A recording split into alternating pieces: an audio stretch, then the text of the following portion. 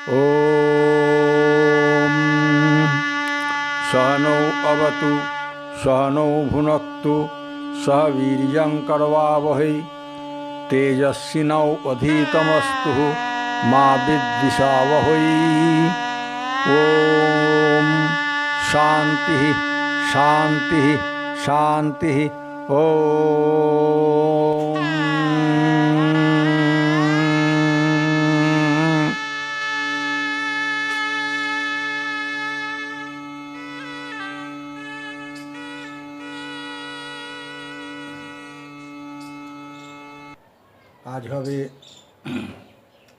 আজ হবে কঠোপনিষদ প্রথম অধ্যায় দ্বিতীয় বল্লীর অন্তর্গত ত্রয়োদশ, চতুর্দশ, পঞ্চদশ তথা ষোড়শ মন্ত্রের ব্যাখ্যা, পাঠ ও ব্যাখ্যা। তাহলে শুরু করা যাক। ত্রয়োদশ সংখ্যক মন্ত্র। এর আগের দিন দ্বাদশ সংখ্যক মন্ত্রের ব্যাখ্যা শেষ করেছিলাম। হ্যাঁ, তারপর তো তাৎপর্য তো বলেইছি, তাৎপর্য ব্যাখ্যাটা আলাদা। ব্যাখ্যায় শেষে বলেছিলাম কি বলেছিলাম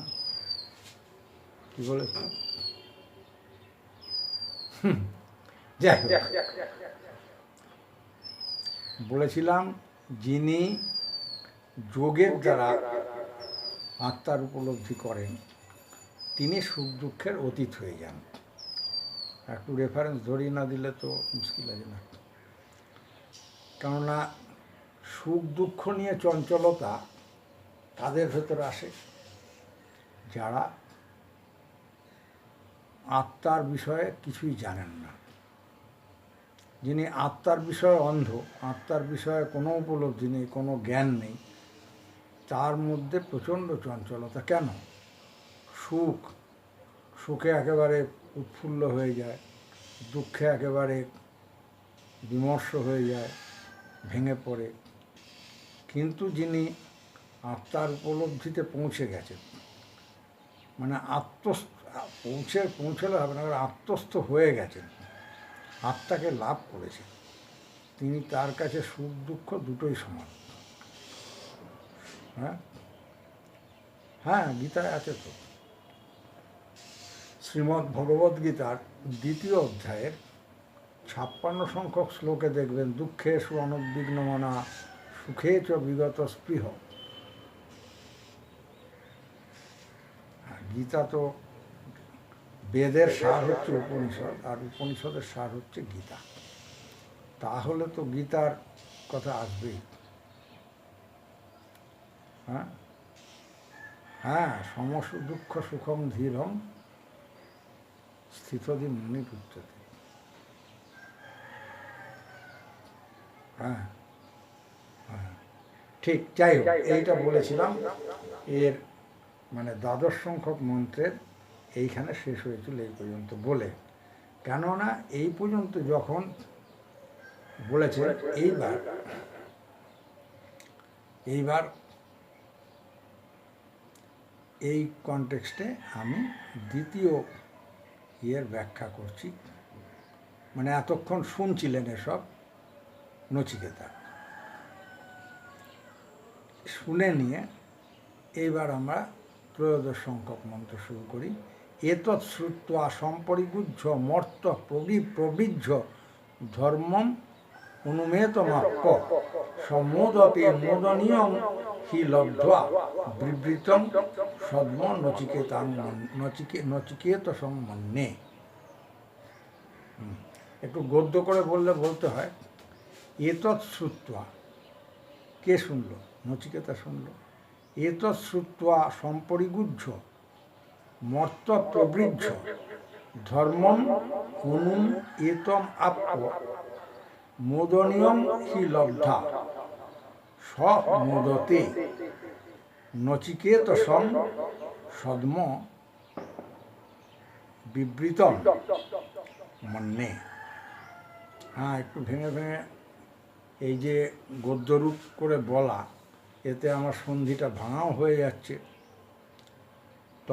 শ্রীযুক্ত তপন মাইতি এবং শ্রীযুক্ত মলয় রায়, এরা সন্ধি ভেঙে মলয়, হ্যাঁ তপনদা তো মানে এরা একেবারে শব্দের মানে বলে দিলেও আরও ভালো হয় এদের। মানে তো বলেই দিচ্ছি, এতশ্রুত্বা মানে এই কথা শুনে, মানে এই আত্মতত্ত্ব শ্রবণ করে সম্পরিগুহ্য এবং সম্যকভাবে গ্রহণ করে নিয়ে মর্ত মানে মরণশীল মানুষ।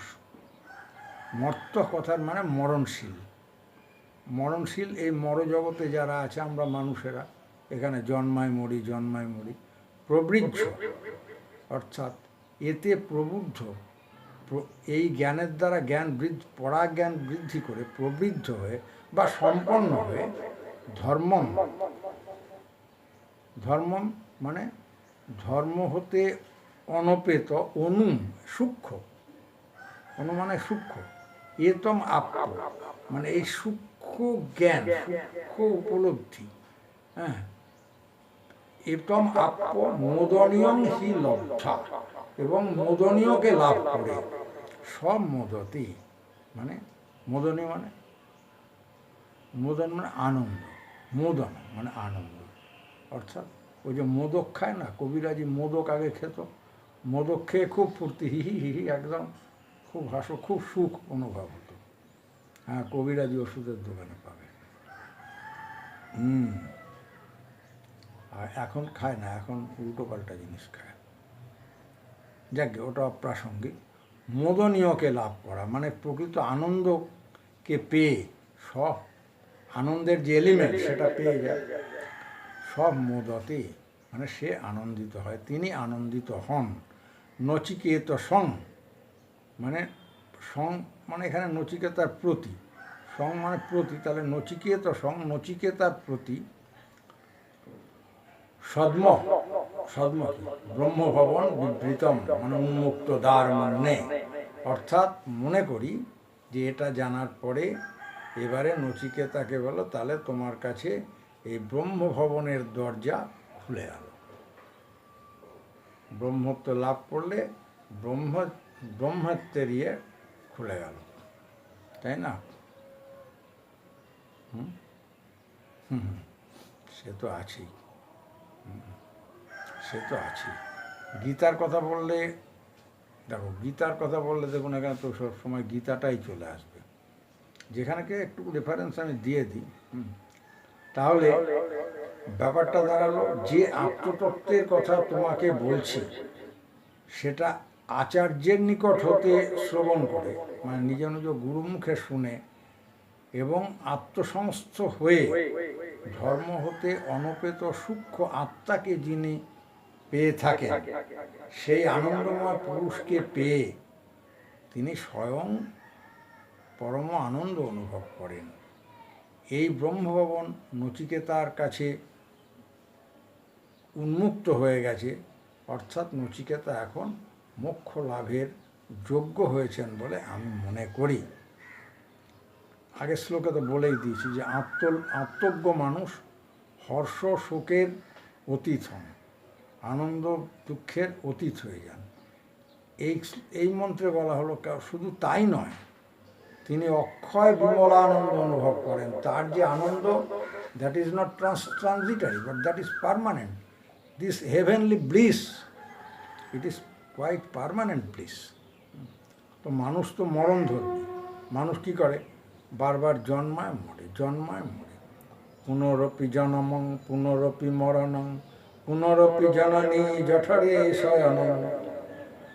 হ্যাঁ, তো মানুষ যারা ব্রহ্মত্বের উপলব্ধিতে নেই, আসেনি এখন, তাদের মুক্তি নেই। তারা ওই বারবার একটা করে শরীর ভোগ করতে গেলে তারা শরীর দরকার, ভোগায়তন ক্ষেত্র যাকে বলা হয়। তো বারবার জন্মাবে, আবার মরবে, আপত্তি ছিল না। কিন্তু এই জন্ম এবং মৃত্যু, এই দুটোই কিন্তু খুব difficult exercise, very difficult exercise. তাহলে মানে যখন আমরা শ্রীগুরুদেবের নিজ নিজ শ্রীগুরুদেবের কাছ থেকে পরমাত্মার বিষয়টা শুনে এবং ওই পরমাত্মাকে নিজের আত্মারূপে গ্রহণ করে এবং সমস্ত ধর্মের প্রতিষ্ঠা ও কেন্দ্রস্বরূপ ওই অতি সূক্ষ্ম আত্মাকে লাভ করা যায়, আত্মাকে পাওয়া যায়, তখনই সে সম্পন্ন হয়, প্রকৃত ধনী হয় এবং নিজের মহিমা, আমি এই, তাহলে আমি এই, হ্যাঁ, অহং ব্রহ্মাস্মি, এটা জেনে নিজের মহিমা উপলব্ধি করে প্রবৃদ্ধ হয়। পরমাত্মা আনন্দ স্বরূপ, একদম খাঁটি কথা বলছি। এই আনন্দময়কে লাভ করে সাধক নিজেও অক্ষয় বিমল আনন্দ অনুভব করেন। আমরা এই ইন্দ্রিয় এবং মনের কাজের দ্বারা যে সুখ, যে আনন্দ আমরা পেয়ে থাকি, সেটা যে কী জিনিস, সেটা মানে আদৌ আনন্দের পর্যায়েই পড়ে না। হ্যাঁ, কারণ সেটা ব্রহ্মানন্দ নয়। ব্রহ্মানন্দে ইন্দ্রিয়ের কোনো উত্তেজনা নেই, কোনো মনের কোনো প্রতিক্রিয়া নেই, এটা শান্ত, ধীর, স্থির একেবারে। এই আনন্দের মধ্যেই সমস্ত অমৃতত্ব, দি টোটাল ইমর্টালিটি লাইজ হিয়ারিন। সব তো বলে বোঝানো যাবে না। এই আনন্দের ভেতরেই অমরত্ব নিহিত আছে। এই ব্রহ্মানন্দে স্থিতি লাভ করাই সাধক বলুন, যার বলুন, সমস্ত সাধনার চরম অবস্থা। ব্রহ্ম যে আনন্দময় এবং ব্রহ্মকে লাভ করে মানে জীব যে আনন্দময় হয়ে যায়, এ কথা আপনারা অন্যান্য উপনিষদ যখন হবে সেখানেও পাবেন। যিনি আনন্দরূপে, অমৃতরূপে প্রকাশ পান, তিনি রসস্বরূপ। এই জীব সেই রসস্বরূপকে পেয়েই মানে আনন্দময়, আনন্দবান, যেভাবেই বলি তাই হয়ে থাকে। হ্যাঁ হ্যাঁ, বেদান্তে যান, সে একই কথা বলা হয়েছে। আনন্দরূপম অমৃতং প্রতিভাতি, আনন্দরূপম অমৃতং যদ বিভাতি। হ্যাঁ, আবার তৈত্তিরীয় উপনিষদে চলে যান, সেখানেও বলা হচ্ছে রসবৈশ্য রসং এবায় লব্ধানন্দী ভবতি। অন্যান্য উপনিষদও পাবো এসব কথা আমরা। আর যারা বেদান্ত জানতে আগ্রহী, ঠিক আছে, হ্যাঁ, কঠিন তো লাগতেই পারে। সহজে এই যে যাদের কথা, যেগুলো আমার পড়া বই, যেসব অবলম্বনে আজকে এসব কথা আপনাদের কাছে বলছি, সেই বইয়ের মধ্যে একটা সহজবোধ্য বই আছে, বেদান্ত সম্বন্ধে। ওই ব্রাহ্ম সমাজের যে প্রতিষ্ঠাতা কেশবচন্দ্র সেন, ব্রাহ্ম ধর্মের প্রবর্তক, নতুন কিছু বলেননি, ওই ব্রহ্মের কথাই বলেছেন। তো যাই হোক, তিনি নতুন করে বলেছেন তো মানুষকে, যখন আমরা পুতুল পুজো নিয়ে ভীষণ ব্যস্ত হয়ে গেলাম, হিন্দু ধর্ম থেকে বিচ্যুত হয়ে যে যার রাজা জমিদার সব বাড়িতে বড় বড় দুর্গা পুজো হেনা তেনা আরম্ভ করলাম, ওদিকে তো কৃষ্ণানন্দ আগমবাগিস কালী পুজো চালু করে দিয়েছে। যখন আমরা পৌত্তলিকতার গড্ডালিকায় ভেসে চলেছি, সেই সময়ে মহাত্মা কেশবচন্দ্র সেন আমাদের ব্রহ্মবোধের, ব্রহ্মজ্ঞানের কথা বললেন এবং তাকে সবাই ঘৃণা করতে লাগলো এবং তিনি প্রসাদ বর্জন করলেন। মূর্তি পুজোর ধারে পাশে যেতেন না, প্রসাদ খেতেন না। যে হিন্দু ধর্মকে রক্ষা করার জন্য উনি খুব চেষ্টা করেছিলেন। তখন তিনি বেদান্ত ভালো বোঝেন, উপাধিটাও দিলেন। এই গৌর গোবিন্দ রায়কে তিনি এই উপনিষদের প্রচারক হিসাবে নিযুক্ত করেছিলেন। এই উপাধ্যায় গৌর গোবিন্দ রায়ের একটা বই আছে, বেদান্ত সমন্বয়। উনিও 5টা বই দেখে লিখেছেন, শঙ্করাচার্যকে ফলো করেছেন মেনলি। হ্যাঁ, তো ওনার লেখা বইতে আপনি সুবিধা হবে বোঝার। যতদিন মানুষ আত্মতত্ত্ব সম্বন্ধে কিছু বোঝে না, অবগত না হয়, ততদিন পর্যন্ত নিজের মহত্ব কিছুই বুঝতে পারে না। যখন বোঝে তখনই সে সম্পন্ন হয়। আত্মার যে মহত্ব, সেই মহত্বের উপলব্ধিতে সে এই মহৎ তত্ত্ব সম্পন্ন হয়ে ওঠে। আত্মতত্ত্ব শ্রবণ করে, মানে শুনে, তারপর সেটা গ্রহণ করে যদি সমৃদ্ধ হয়, সম্পন্ন হয়, তখন ব্রহ্মসহ জীবের ব্রহ্মের সঙ্গে একত্ব প্রাপ্তি হয়। এজন্য এখানে বলা হয়েছে যে ব্রহ্মনিকেতনের দরজা খুলে গেল, ব্রহ্মভবনের দ্বার উন্মুক্ত হয়ে গেল।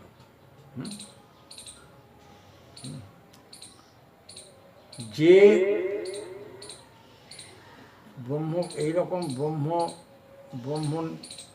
ব্রহ্মভবনে, ব্রহ্মনিকেতনে প্রবেশ করার জন্য এলিজিবল হয়ে গেছে, যোগ্য হয়ে গেছে, তার জীবন কিন্তু সম্পূর্ণ পাল্টে যায়। সে সংসারে বাস করে ঠিকই, কিন্তু তার আত্মা ব্রহ্মত্বেই বাস করে, তাই না? কি প্রবৃদ্ধ মানে শরীর থেকে আলাদা করে বুঝে নিয়ে,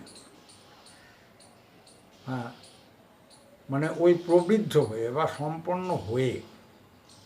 হ্যাঁ, প্রবৃদ্ধ মানে হচ্ছে তাই, অনেক বড়, মানে অনেক ব্যাপক অর্থে হয়। তাহলে কার এনি কোয়েশ্চেন?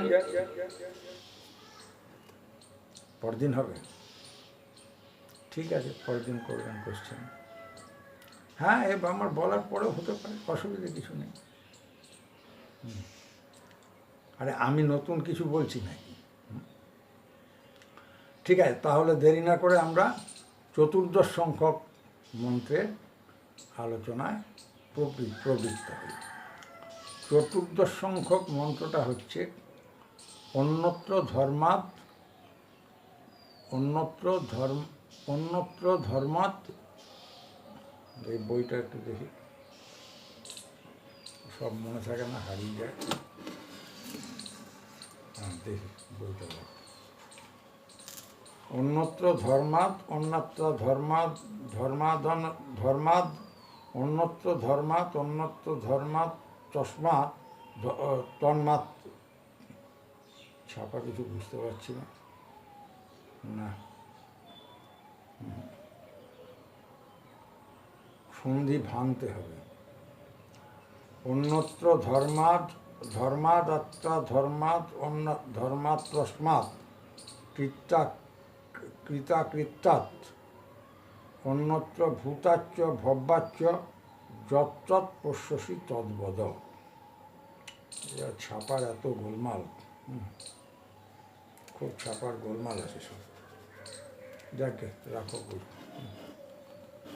এত ছাপার গোলমাল, এখনকার প্রেস সব রকম হয়। যাই হোক, এটাকে একটু সন্ধি ভেঙে একটু মানে গদ্যরূপ করে বললে দাঁড়াবে, মানে একটু শ্লোকে নেই, মন্ত্রে নেই, তবু একটু বলে নিই। নচিকেতা উবাচ, এটা মন্ত্রে নেই, মানে এটা কথাটা বলছেন নচিকেতা, নচিকেতা উবাচ, এটা যোগ করলাম, নাহলে বোঝা যাবে না। ধর্মাৎ অন্যত্র, অধর্মাৎ অন্যত্র, অস্মাৎ কৃত অকৃতাৎ অন্যত্র, ভূতাচ্চ ভব্যাচ্চ অন্যত্র, তৎ যৎ পশ্যসি তদ্বদ।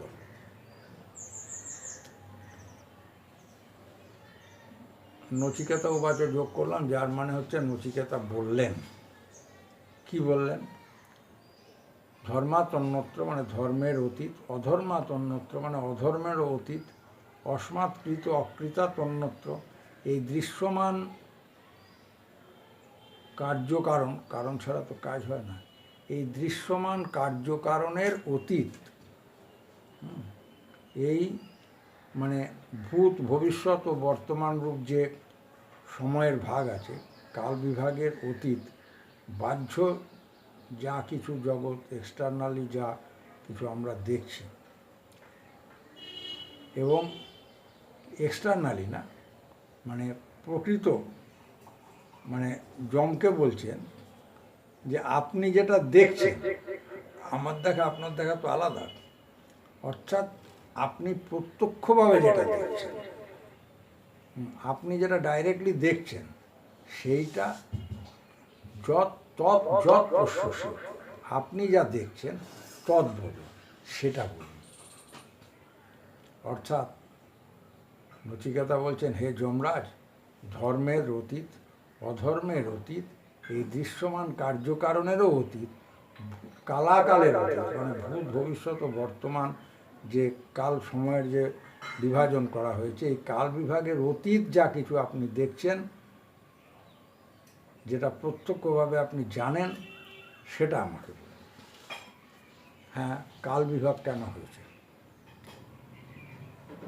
কালের অকাল বলে কিছু নেই। আমি যদি এই শরীরে না থাকতাম, তাহলে আমার কাছে পাস্ট প্রেজেন্ট ফিউচার বলে কিছু নেই। মানুষ, হ্যাঁ, আমরা সুবিধা মতো এত সাল, এই যে 2019 চলে গেছে, আর আসবে না ফিরে। হ্যাঁ, সেই রকম এগুলো আমরা ভাগ করে নিয়েছি। কাল অনন্ত, কালের কোনো ভাগ করা যায় না। কিন্তু এই যে বর্তমান ভবিষ্যৎ যা করেছি, এর অতীত হয়ে আপনি যেটা জানছেন সেটা বলুন। তাহলে দেখুন, নচিকেতা মরার পরে আত্মা থাকে কি না জিজ্ঞাসা করেছিলেন। এখন আত্মার স্বরূপ বিষয়ে জানতে চেয়েছেন, সেই জন্য প্রশ্ন করছেন। পরমাত্মার দুটো ভাব, পরমাত্মার দুটো ভাব। একটা হচ্ছে তিনি সর্বগতম, তস্মাৎ সর্বগতং ব্রহ্ম নিত্যং যজ্ঞে প্রতিষ্ঠিতম। হ্যাঁ, গীতাই তো আছে। অর্থাৎ পরমাত্মার দুটো ভাব, একটা সর্বগত, আর একটা হচ্ছে, এটা এক সাইড, অপর দি আদার সাইড হচ্ছে হলো তিনি সব কিছুর অতীত। একটাতে উনি সব কিছুতেই আছেন, আর একটা সব কিছুর অতীত, কোনো কিছুতেই নেই। হ্যাঁ, একই পরমাত্মার একটা হচ্ছে যেই একটাতে সব কিছুতেই আছে, অন্যটা সব কিছুতেই নেই। কেন? মানে এই বিধি নিয়ম সংসারের এই যা কিছু সব তিনি তৈরি করে যাচ্ছেন, আবার তিনি নিজে সব কিছুতে কোনো কিছুতেই নেই, তাই না? যিনি প্রকৃতিতে বা সৃষ্টিতে আপনাকে প্রকাশ করেছেন, তিনি আবার এই প্রকৃতির অতীত। প্রকৃতির কাজের মধ্যেই ধর্ম অধর্ম, কারণ ও কাজ, ভূত ভবিষ্যৎ বর্তমান, এই সমস্ত যত ডিভিশন এই সৃষ্টির মধ্যেই আছে, প্রকৃতির কাজের মধ্যেই আছে। হ্যাঁ, রাত্রির পর সকাল হয়, সকালের পর দুপুর হয়, দুপুরের পর বিকেল হয়, হয় কি না? কিন্তু প্রকৃতির অতীত পরমাত্মায় এই ডিফারেন্সটা নেই, এই ভেদাভেদটা নেই, কোনো ভেদ নেই। এই সর্বাতীত পরমাত্মার বিষয়টা এবারে নচিকেতা জানতে চেয়েছিলেন। ধর্ম মানে যেটা বিধি, অধর্ম মানে যেটা করা নিষেধ। হ্যাঁ, তাহলে ধর্ম অধর্মের অতীত মানে বিধি নিষেধের অতীত। পরমাত্মা স্বয়ং এই বিধিনিষেধ তৈরি করেছেন। হ্যাঁ, এই দুয়েরই কর্তা তিনি, কিন্তু তিনি নিজেই এর অতীত, তাই না? হ্যাঁ, না না, এদের কথা বলতে হবে না। I am lawmaker, but I am outside, I keep myself outside the law. ওসব এমএলএ মন্ত্রী ও প্রসঙ্গবদ্ধ। হ্যাঁ, তাহলে কার্য কারণের অতীত, জগতের সমস্ত বিষয় কার্য কারণের সম্বন্ধ, একটা শেকলে বাঁধা তো সব কিছু, কার্য কারণের শেকলে বাঁধা না সব কিছু। তাহলে সব কিছুই তো কার্য কারণ সম্বন্ধ আছে। যিনি কারণের কারণ, তিনি কেবল সেই শেকলের বাইরে, সেই পরিধির বাইরে। তাহলে যা কিছু অতীত, ভবিষ্যৎ ও বর্তমানের অতীত, হ্যাঁ, পরমাত্মা কালের প্রবর্তক, সুতরাং তিনি কালাতীত। ওই যে বললাম, উপাধ্যায় গৌর গোবিন্দ রায় ইনি যে বেদান্তের টিকাই বলবো করেছেন, সেটা বেদান্ত সমন্বয় বলে মানে উনি একটা লিখেছেন, সেই গ্রন্থে এটা দেওয়া আছে। আচ্ছা, এবার তাহলে আমরা পরবর্তী 15 সংখ্যক মন্ত্রের প্রবেশ করি। সর্বে বেদা যৎ সর্বে বেদা যৎ পদম আনন্তি সর্বে বেদা যৎ পদম মনন্তি, সন্ধি করে পদমা মনন্তি, তপাংসি সর্বাণি চ যৎ বদন্তি, যদিচ্ছন্ত ব্রহ্মচর্যং চরন্তি, তত্তে পদং সঙ্গহেন ব্রবীমি ইতি এতৎ। অন্যয় বা গদ্যরূপ করলে হবে, একটা যোগ করে নিতে হবে, যম উবাচ। এটা মন্ত্রে নেই, শ্লোকে নেই। যম উবাচ সর্বে বেদা যৎ পদম সর্বাণি তপাংসি চ যৎ বদন্তি, যৎ ইচ্ছন্ত ব্রহ্ম জ্ঞানার্থিন, এটা যোগ করে নিলাম, ব্রহ্মচর্যং চরন্তি, তে তৎপদম অহমটাও যুক্ত করতে হবে, নাহলে মানে হবে না, সংগ্রহেণ ব্রবীমি। তাহলে যম উবাচ, যম বললেন, সর্বে বেদা সমস্ত বেদ, যৎপদম আমনন্তি যে পদকে বা প্রাপ্তব্য বস্তুর কথা বলে থাকে, সর্বাণি তপাংসিত সমস্ত তপস্যা, যৎ বদন্তি যাকে ব্যক্ত করে, যাকে প্রকাশ করে, যৎ ইচ্ছন্ত যা পাওয়ার ইচ্ছা করে, যা পাওয়ার ইচ্ছা, যেটা পাওয়ার ইচ্ছা, যাকে পাওয়ার ইচ্ছায়, ব্রহ্মজ্ঞানার্থী মানে যারা ব্রহ্মকে জানতে চায়, ব্রহ্মবোধে পৌঁছতে চায়, তারা কি করে, ব্রহ্মচর্যং চরন্তি, অর্থাৎ ব্রহ্মজ্ঞানার্থীগণ ব্রহ্মচর্যের অনুষ্ঠান করে থাকেন। তে তৎপদম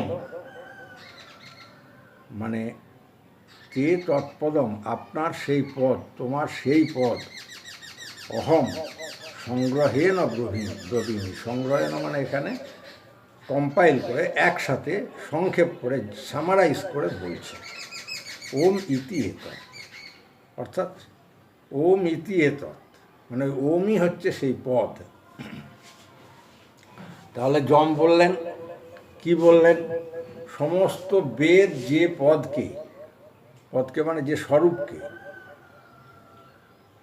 প্রাপ্তব্য বলে প্রচার করে থাকে, বলে বেদে what is to be achieved, what is to be attained, what is to be achieved, কী পেতে চাই, পাওয়ার উপযুক্ত আসল জিনিসটা কী, যেটাকেই পরম প্রাপ্তব্য বলে থাকে, এবং যেটার উদ্দেশ্যে সমস্ত তপ যজ্ঞ, যা তপস্যা, যা কিছু অনুষ্ঠিত হয়ে থাকে, যাকে পাওয়ার বাসনায় সাধকেরা ব্রহ্মচর্যের অনুষ্ঠান করেন, আমি সংক্ষেপে সেই ব্রহ্মের স্বরূপ, সেই ব্রহ্মের পদ তোমাকে বলছি। তারা সংক্ষেপ করতে করতে তো একেবারেই জিষ্ট হয়ে গেল, একেবারে জিষ্ট হলে সেই পদ হয়ে গেল ওম, উম। মন তো কারোরই ভরবে না ওই ওম শোনার জন্য সাত সকালে এতটা এসেছে। নচিকেতার প্রশ্ন শুনে যমরাজ প্রথমে পরমাত্মা বলতে যা বুঝি তার সিম্বলিক, তার বাচক ও প্রতীক যে ওম, তার ব্যাখ্যা করতে আরম্ভ করলেন। কারণ প্রথমেই স্বরূপ বোঝাতে চেষ্টা না করে সিম্বলটাকে প্রথমে বুঝিয়ে নিলে ব্যাপারটা সহজে বোঝা যায়। এখানে ওম এই অক্ষরে ব্রহ্মদৃষ্টির কথা বলা হয়েছে। টোটাল যে এক্সারসাইজ, টোটাল যে পারসিভিয়ারেন্স, সমস্ত সমুদয় যে তপস্যায় যার মনন হয়, তিনি সেই ওঙ্কারবাচক ব্রহ্ম। হ্যাঁ, বেদান্তের তপস্যা তো মেনলি মনে মনে, ভিতরে ভিতরে মনন প্রধান। বেদান্তের তপস্যায় যে ওম স্বাহা ওসব কিছু নয়। এই জন্য আমাদের বেদান্ত পড়ার খুব দরকার। না না, সব ঠাকুর পুজো টুজো সব ছাড়ো। হিন্দু কোনো ঠাকুর পুজো করে না। আরে উনি তো পূজারী হিসাবে সিলেক্টেড ছিলেন, ওনার দাদা পূজারী পদে ছিল, উনি দাদার মৃত্যুর পর ওনাকে পূজারী পদটা পেলেন, এই আর কি। না না, শোন, আমাদের হিন্দুদের ধর্মে কোনো মূর্তি পুজোর অস্তিত্ব ছিল না। বৈদিক যুগে, বেদের যুগে চলে যান, বেদে চলে যান, বেদান্তে চলে যান, উপনিষদে আসুন করছো। আমি ওই জন্য শুরুতে চণ্ডীতত্ত্ব আলোচনায় বলেই দিয়েছিলাম, মূর্তি পুজো নয়, দেবতা কারা, এসব বলেছি, ওসব এখন অপ্রাসঙ্গিক। বেদান্তের তপস্যা মননশীল হয়ে মুনি হতে হয়, তারপরে যা দেখে বলা হয় তিনি ঋষি। হ্যাঁ, না না ঠাকুর ও গল্প ছাড়ুন এখন। বেদান্তের তপস্যা হচ্ছে মনন প্রধান।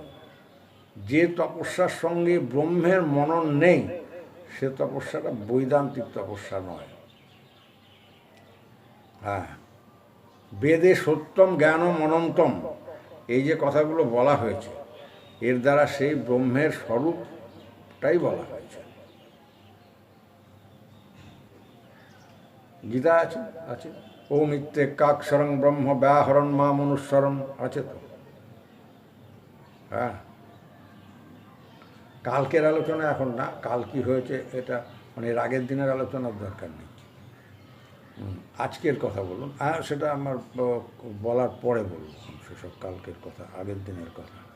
আচ্ছা, তাহলে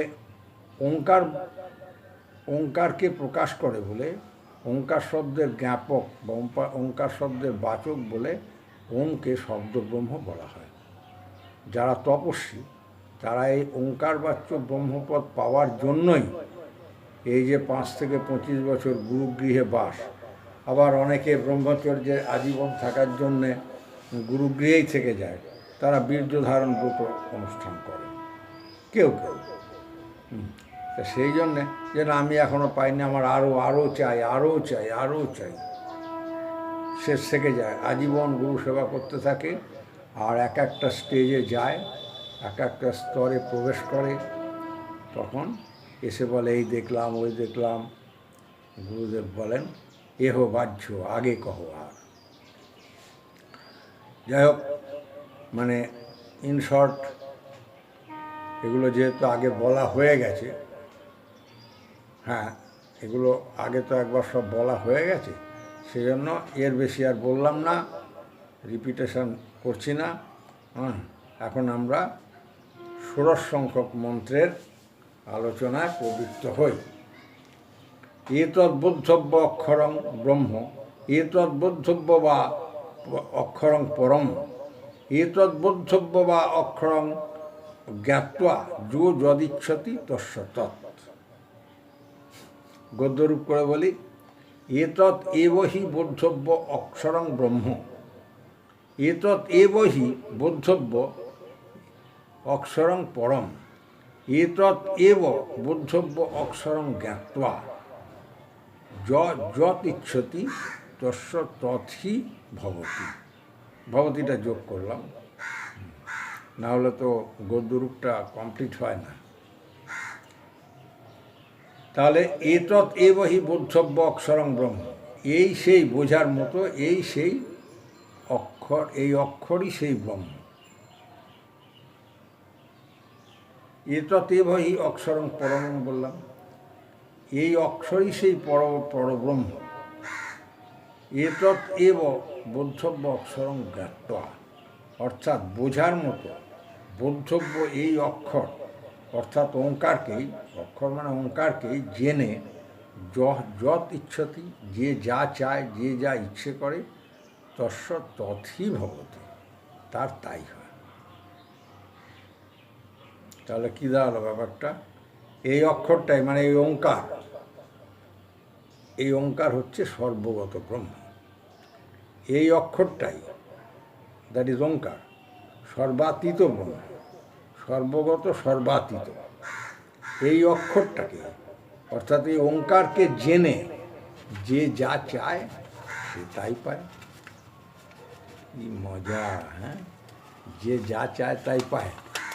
বাহ বাহ বাহ বাহ বাহ। মানে অর্থাৎ ময়ের সমাহার। এই ওঙ্কারকেই অপর মানে সর্বগত ব্রহ্ম, অপর ব্রহ্ম। আপনি, আমি, দাদা, আমরা সবাই অপর ব্রহ্ম। পরব্রহ্ম এক অদ্বিতীয়। তাহলে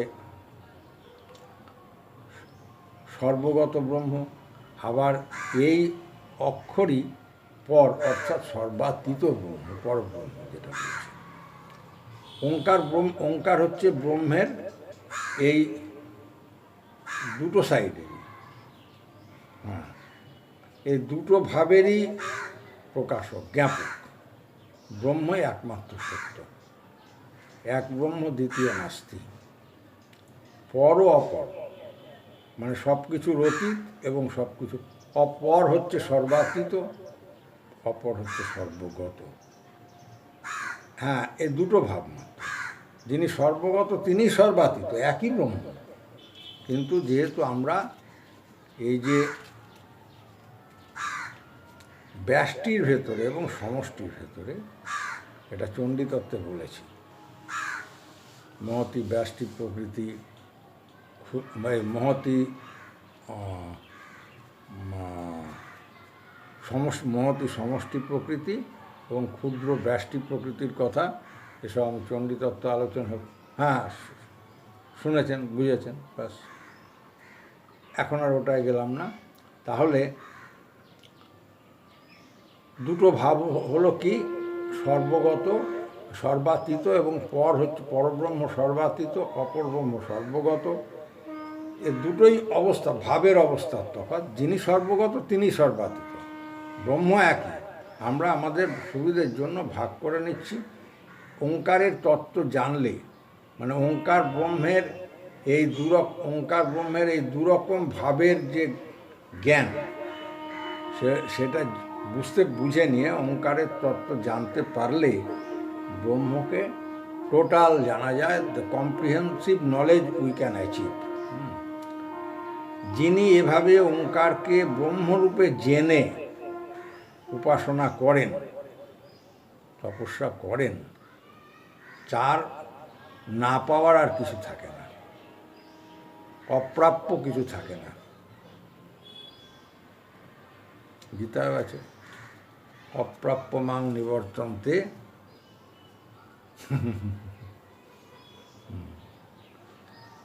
তার অপ্রাপ্য কিছু থাকে না। অথবা সর্বগত ব্রহ্ম কি, সর্বাতীত ব্রহ্ম কি? হ্যাঁ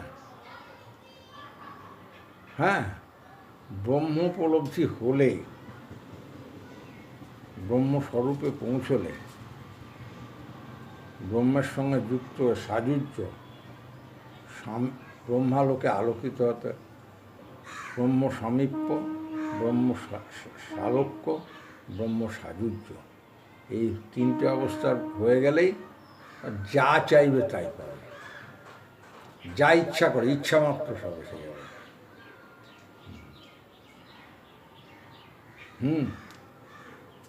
আগে তো ডিটেলে বলেইছি।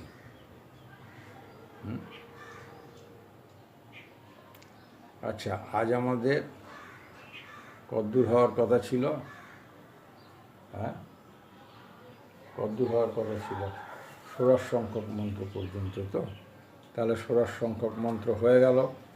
আজকের মতো আমার বাণীকে বিরাম দিচ্ছি। ওম সহনৌ অবতু সহনৌ ভুনক্তু সহ বীর্যং করবাবহৈ তেজস্বিনৌ অধীতমস্তু মা বিদ্বিষাবহৈ। ওম শান্তি শান্তি শান্তি ওম।